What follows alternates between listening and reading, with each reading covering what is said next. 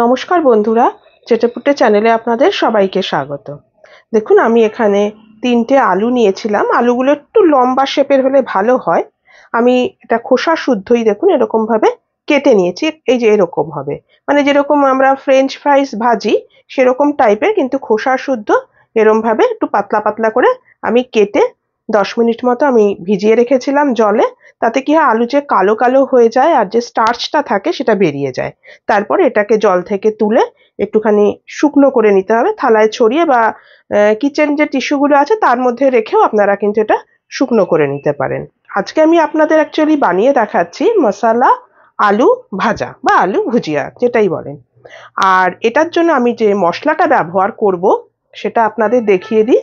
এই আলু ভুজিয়াটা বানাবার জন্য আমি যে স্পেশাল মশলাটা ব্যবহার করব সেটা আপনাদেরকে দেখিয়ে দিচ্ছি। এই মশলাগুলোর মধ্যে রয়েছে এখানে 1 টিস্পুন গোটা ধনে, 1 টিস্পুন গোটা জিরে, হাফ টিস্পুন গোটা গোলমরিচ, একটা শুকনো লঙ্কা। এটা আমি একটা ব্যবহার করেছি, আপনারা যদি ঝাল বেশি খেতে পছন্দ করেন 2-3টে ব্যবহার করতে পারেন, কারণ এই মশালা আলু ভুজিয়া যেটা একটু চটপটা টাইপের টেস্ট হয়।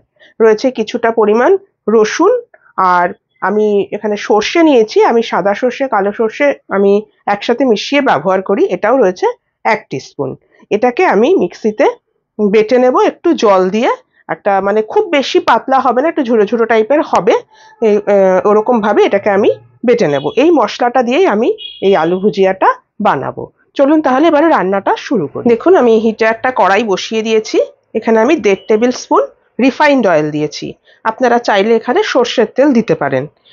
তেলটা গরম হয়ে গেছে, এবারে আমি এখানে দিয়ে দিচ্ছি কিছু ফোড়ন।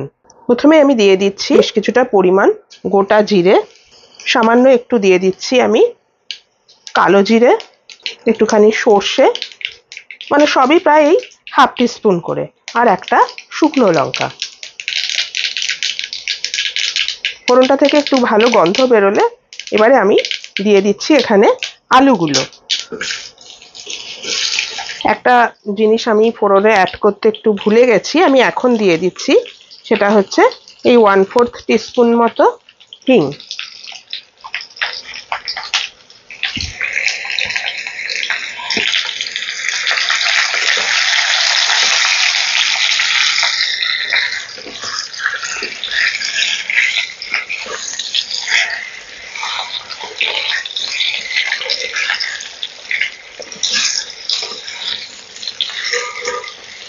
দিয়ে দিচ্ছি এখানে আমি স্বাদ মতো নুন। খুব সামান্য একটু পরিমাণ আমি দিয়ে দিচ্ছি হলুদ গুঁড়ো, সামান্য একটু পরিমাণ লঙ্কার গুঁড়ো। মিশিয়ে দিচ্ছি আমি। ফ্লেমটা আমার মিডিয়ামে করা আছে।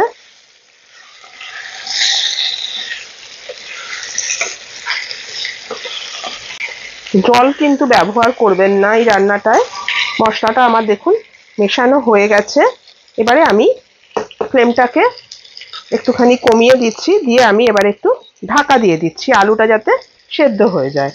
কিছুক্ষণ বাদে আমি আপনাদেরকে দেখাচ্ছি। দেখুন, আমি ঢাকাটা খুলে নিলাম। মাঝে আমি একটু ঢাকা সরিয়ে আমি নেড়ে চেড়ে দিয়েছিলাম।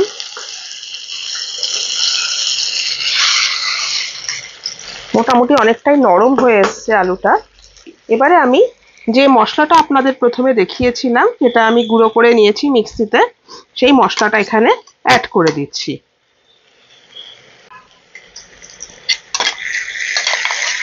খুব মিহি হবে না, একটু দানাদার দানাদার থাকবে।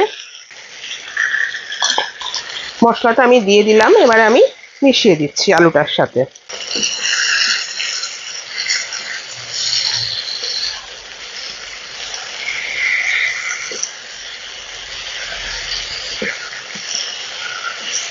আপনারা হলুদ ছাড়াও কিন্তু করতে পারেন, আর এমনি লঙ্কার গুঁড়োর বদলে কাশ্মীরি রেড চিলি পাউডারও কিন্তু দিতে পারেন, যেটা আপনাদের পছন্দ।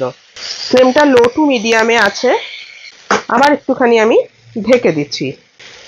দেখুন, ঢাকাটা আমি খুলে নিলাম।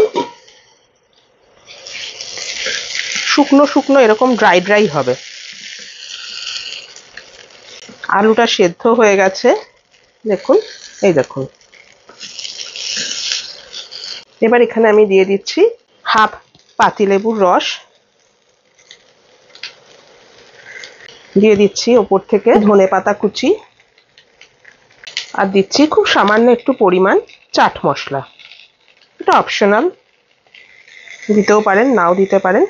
ভালো করে এবার মিশিয়ে আমি ফ্লেমটা অফ করে দেব। এটা শুধু শুধু খেতে সব থেকে বেশি ভালো লাগে। মুখে অরুচি হলে এরকমভাবে একবার বানিয়ে দেখবেন, খুব ভালো লাগবে খেতে। বা সর্দি হলেও খুব ভালো লাগবে খেতে, যখন মুখে আমাদের কিছু ভালো লাগে না। এছাড়া আপনারা রুটি পরোটার সঙ্গেও কিন্তু এটা খেতে পারেন, আবার ডাল ভাতের সঙ্গেও কিন্তু খেতে পারেন। সব কিছুর সঙ্গে ভালো লাগে, খুবই তাড়াতাড়ি হয়ে যায়, আর চটপটা স্বাদ ভীষণই, খেলেই আপনারা বুঝতে পারবেন। চলুন, এটা আমার হয়ে গেছে, এবার আমি ফ্লেমটা অফ করে দিচ্ছি। কিছুক্ষণ স্ট্যান্ডিং টাইম দিয়ে আমি আপনাদেরকে এটা সার্ভ করে দেখাচ্ছি। দেখুন বন্ধুরা, রেডি হয়ে গেল আমার মশালা আলু ভুজিয়া। আমি এভাবে সার্ভ করলাম। আপনারা অবশ্যই কিন্তু বাড়িতে একবার ট্রাই করবেন। আমি কথা দিচ্ছি আপনাদের সবার খুব ভালো লাগবে। আমার এই রেসিপিটা যদি আপনাদের পছন্দ হয়ে থাকে, তাহলে প্লিজ আমার চ্যানেলটিকে সাবস্ক্রাইব করে আর লাইক করে আমার পাশে থাকবেন। আর যদি ফেসবুক থেকে দেখেন, তাহলে আমার পেজটিকে অবশ্যই ফলো করে রাখবেন। আজ তাহলে চলি, আবার চলে আসবো অন্যদিন নতুন কোনো রেসিপি নিয়ে। সুস্থ থাকবেন, ভালো থাকবেন, নমস্কার।